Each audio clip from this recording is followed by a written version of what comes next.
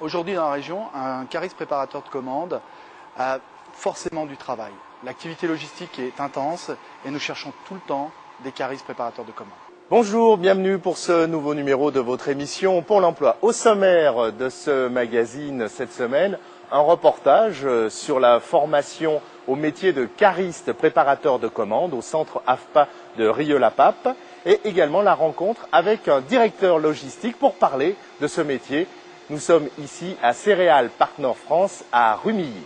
Tout de suite, le reportage préparateur de commandes cariste au centre AFPA. Et vous pouvez bien sûr pendant le reportage nous appeler 04 50 69 54 38 pour vous inscrire à une réunion d'information pour ce métier. Reportage.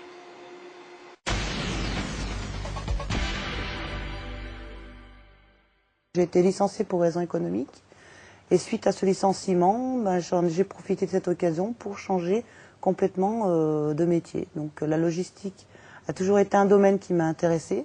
J'étais dans l'intérim, je faisais de la préparation de commandes, du déchargement de camions. Puis bon après j'en ai eu assez, donc je suis allé à la NPE, je suis allé voir une conseillère et puis elle m'a orienté vers cette formation. J'étais décolleteur de métier dans une boîte qui a fermé pour liquidation judiciaire. Donc je me suis rabattu sur la logistique pour pouvoir avoir un poste stable, fixe et durable.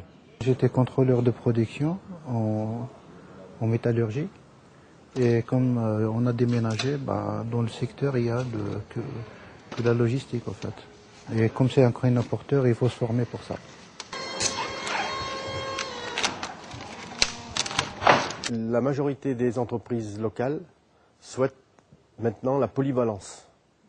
Donc il faut que les caristes fassent aussi de la préparation et que les préparateurs soient capables de remplacer des caristes éventuellement. Le préparateur de commande, sa fonction essentielle, c'est suite à la réception d'une commande d'un client, il doit, dans un entrepôt, en respectant un adressage dans cet entrepôt, prélever les quantités nécessaires, les quantités souhaitées de marchandises, les mettre sur une palette, réaliser une palette correcte, stable, effectuer le suremballage de cette palette, la filmer ou la cercler, et ensuite valider tout ça sur un système informatique. Le cariste, lui, sa fonction essentielle, c'est de transférer des charges, de transférer des palettes, soit de la zone de réception pour l'emmener jusqu'à la zone de stockage, soit descendre des palettes qui sont en zone de stockage et les amener en zone de picking, puisque la zone de picking, c'est la zone où vont travailler les préparateurs, et ensuite effectuer les chargements et les déchargements de véhicules. Je me suis retranchée sur la logistique, notamment par rapport au développement économique de la région. Donc on a un secteur où la logistique devient le numéro 1 en région Rhône-Alpes. J'ai choisi ce métier en fait surtout pour conduire les engins. C'est un truc qui me passionne. C'est un engin qui se conduit très bien et très facile, maniable. On s'aperçoit que on est plus forte quand on est sur cet engin aussi, parce que on arrive quand même à lever des palettes, à faire un boulot que jusqu'à présent les hommes faisaient uniquement. Jusqu'à présent, moi j'avais toujours vu que des hommes, donc ça me plaît. Dès que les stagiaires entrent en formation, nous effectuons leur apprentissage sur les différents engins de manutention, frontal, rétracte et chariot préparateur. Ensuite, s'attache à une chose au niveau de la formation, c'est qu'ils soient capables de maîtriser toutes les procédures de réception, de stockage, de préparation et d'expédition. C'est-à-dire que la chaîne logistique en totalité doit être maîtrisée.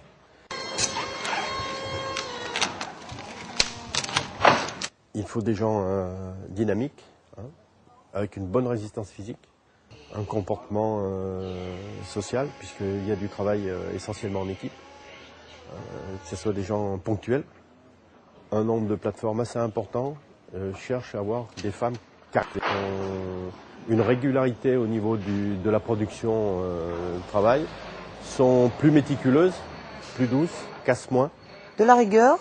Surtout beaucoup de rigueur, d'attention, être très attentif, être très respectueux des règles de sécurité.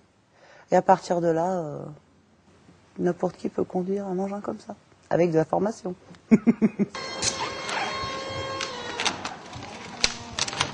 Je pense qu'on a de l'avenir dedans, dans le transport en général. J'espère pouvoir démarrer en préparatrice de commande et pouvoir évoluer par la suite éventuellement sur d'autres postes. Et ça, l'avenir nous le dira. J'espère que je vais trouver un entrepôt transport qui puisse m'embaucher avec mes différents permis que j'aurai acquis ici pendant ce stage. Ayant fait beaucoup de qualité, labo, rester un peu dans ce domaine de qualité, mais dans la logistique, c'est très intéressant aussi. À plus long terme, essayer de monter des échelons dans l'entreprise, quoi. J'espère pouvoir arriver, voir chef de quai, peut-être plus, je sais pas. Si jamais, dans quelques années, ça marche pour moi, pourquoi pas monter ma boîte et puis faire en sorte qu'elle marche bien et puis me faire connaître du monde du transport, quoi.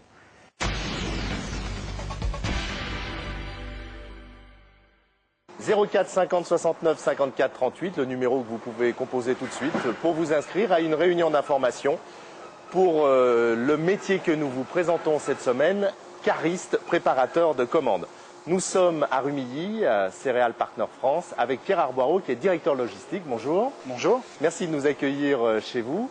Dans l'entrepôt, c'est ici que se préparent les commandes et c'est ici que les caristes sont à l'ouvrage pour remplir les camions. Première question, lorsque vous embauchez un ou une cariste, comme nous avons une femme juste derrière nous qui est en plein ouvrage, lorsque vous embauchez quelqu'un, qu'est-ce que vous lui demandez? Qu'est-ce que vous attendez de lui?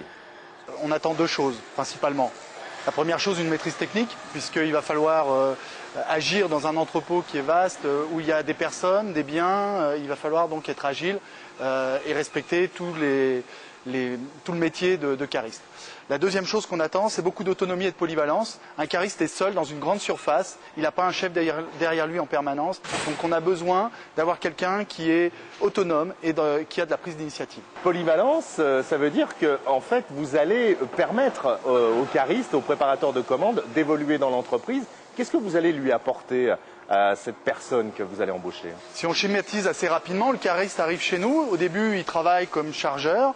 Ensuite, assez rapidement, il devient préparateur de commandes, c'est-à-dire qu'il est capable de faire toutes les tâches de cariste à l'intérieur de l'entrepôt. Et une fois qu'il maîtrise ce métier-là et qu'il est capable de former d'autres caristes, on va lui proposer, chez nous, on a principalement trois grands axes. La sécurité. On a plusieurs caristes qui sont formés secouristes ou plusieurs caristes qui sont formés à la visite de sécurité. On va lui proposer, s'il le souhaite, d'aller s'orienter vers des tâches administratives pour remplacer des gens qui sont en vacances ou qui ne sont pas là une journée. Donc ça va lui permettre de mettre un pied vers l'administratif. Ou alors sur l'entretien du site, la maintenance et le nettoyage, puisqu'on est sur un site agroalimentaire. La personne va pouvoir évoluer, elle va pouvoir être formée. Donc en fait, cariste préparateur de commandes, chez vous, Céréales Partner France, comme j'imagine dans d'autres entreprises, c'est une façon d'entrer dans l'entreprise et de pouvoir faire un plan de carrière. Vous avez des exemples ici de personnes donc, qui ont commencé comme caristes et qui sont quoi maintenant? Alors par exemple, on a Ludovic qui est assistant export maintenant et qui était cariste il n'y a encore pas très longtemps. On a Laurent qui est toujours cariste mais qui en ce moment remplace une personne administrative. On a Bruno Dupart qui est cariste aujourd'hui autour de chez nous et qui est, dès qu'on a l'animateur qui n'est pas là, qui le remplace. Juste un tout petit mot sur les conditions de travail. Ça a l'air de se passer plutôt bien. Tout se fait avec de la mécanique maintenant. On est dans une entreprise agroalimentaire qui fonctionne 7 jours sur 7, 24 heures sur 24, avec un week-end sur 2 où on s'arrête. Donc on a tout type d'horaires. On a des horaires en équipe matin, après-midi. On a des gens qui travaillent à la journée. On a des gens qui travaillent en équipe de nuit. On a des gens qui travaillent en équipe de week-end. Donc on a un peu tous les types d'horaires. C'est aussi ce qui peut faire l'attrait du métier? Oui. Certaines personnes préfèrent travailler la nuit, d'autres préfèrent travailler la journée. Vous l'avez dit au tout début de cette émission, on l'a compris maintenant puisqu'il y a beaucoup d'évolution dans les entreprises, ce qui veut dire que la porte est largement ouverte. Aujourd'hui, quelqu'un qui se forme à ce métier a vraiment toutes les chances de trouver un emploi? Aujourd'hui, la meilleure preuve qu'on peut avoir, c'est qu'à chaque fois que nous, on cherche un cariste sur le bassin, on a énormément de mal à en trouver. Pierre Arboireau, merci beaucoup de nous avoir accueillis et merci de ces explications sur le métier donc, de cariste préparateur de commandes. 04 50 69 54 38, c'est le numéro que vous pouvez composer pour vous inscrire pour une réunion d'information.